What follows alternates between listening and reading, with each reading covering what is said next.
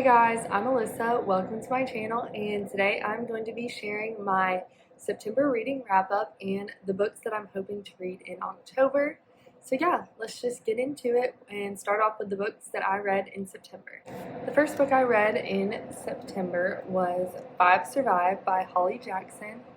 I really wanted to read this book because I loved the Good Girls Guide to Murder series, and I will say this one did come up a little bit short for me. I ended up rating this one 3 out of 5 stars, so average. This is a YA mystery book.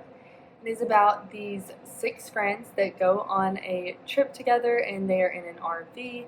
And basically, the RV breaks down on the side of the road, and they realize that someone is trying to figure out a secret from one of them. And the whole story takes place over the course of just the night in the RV. And as I'm sure you can see from the title, 6 friends in the RV, and 5 survive. So this one wasn't a book that I was super into. It didn't really live up to my expectations, but it was okay. If you're looking for a YA mystery, I would definitely go for Good Girls Guide to Murder over this. But if this one sounds good to you, definitely give it a try. It might be for you.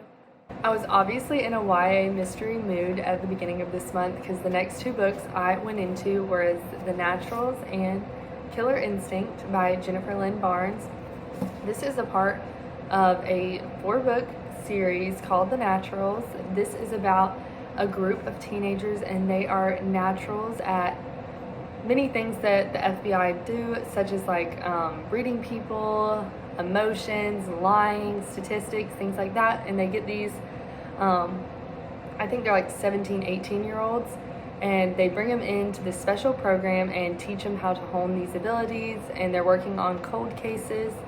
And it's super interesting. People compare it to kind of a YA Criminal Minds, which is perfect for me. I don't want to be too scared or anything reading a book, no horror or anything like that, but this was a great mystery and definitely perfect to read in like spooky season, even though it's not really spooky, it's still just the mystery vibe.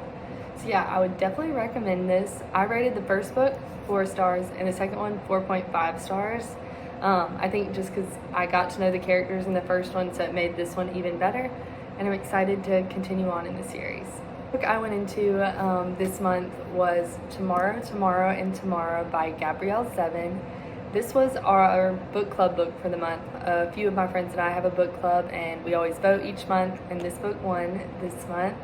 I definitely wouldn't have picked this book up on my own, but I've always seen this cover floating around on Goodreads, YouTube, things like that. But the only thing I knew about this book going into it was about these 2 people that create a famous video game.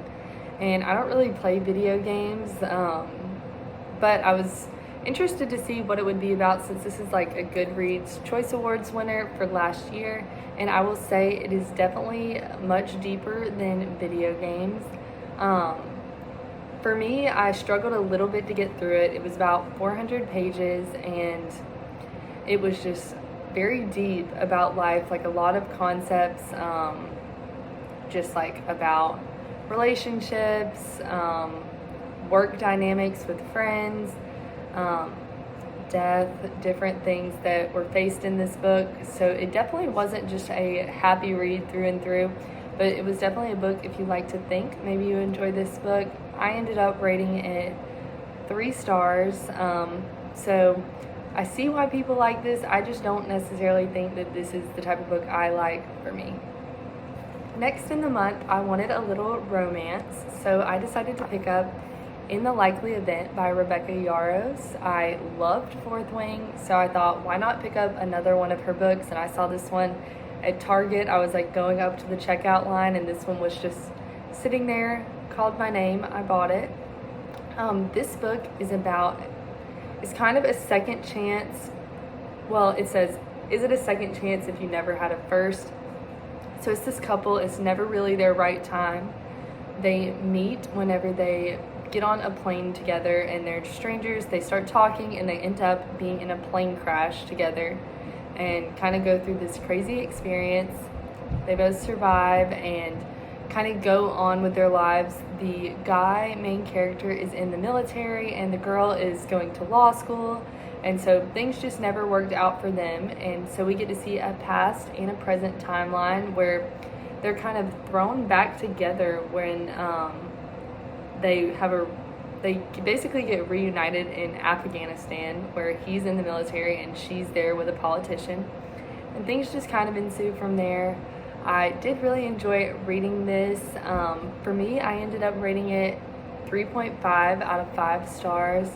I really liked the couple. I enjoyed getting the backstory and the current, but it wasn't the best romance I've ever read, but it was definitely really good. So if you read the back of it and it sounds interesting to you, I would definitely pick it up.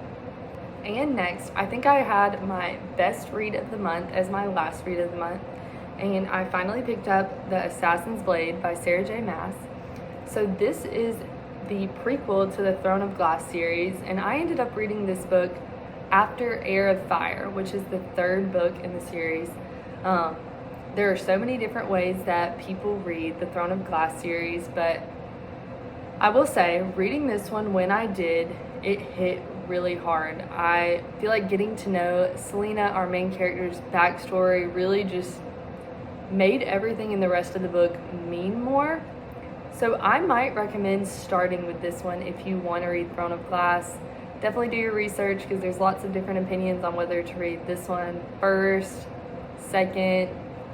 I think most people either choose first, second, or third for this one. But this one finally gave us all the backstory on our main character and how she became a Darlin's assassin, and just some of the things she went through that made her in the spot where the first book began. So this was really good. I finished it today, so I don't know if this is a 5-star for me, but it's definitely at least a 4.5 star. I almost cried reading this. It was really sad, but it definitely got me right back into the series, and I'm ready to pick back up with Queen of Shadows. And speaking of what I want to pick up next month, here are a few of the books that I want to pick up in October. This is pretty ambitious, so I might not get through all of these. But first one I already mentioned, really want to continue the Throne of Glass series and read Queen of Shadows. I really want to continue reading the Natural series and finish it out with All In and Bad Blood. I'm actually already part of the way through All In, so I'll definitely finish this one and hopefully this one this month, and I can give a complete review of the series. I've been wanting to read One for My Enemy by Olive E. Blake for a while, and I feel like October is the perfect month to do it, with this being about 2 witch families in modern day New York City. That just sounds like Halloween, October, and I think it's Romeo and Juliet retelling, so that will definitely be interesting. I love a good romance, especially fantasy romance, so I will keep you guys updated on how I like this one. And I also ordered 2 books on Amazon that are going to be coming in the next few days, and one of them is Powerless by Lauren Roberts. I have been seeing this book going around everywhere, but it wasn't at my local bookstore or anything. I've never seen it in person, but I ordered it off Amazon. It wasn't on Amazon Prime, so I'm not sure if it's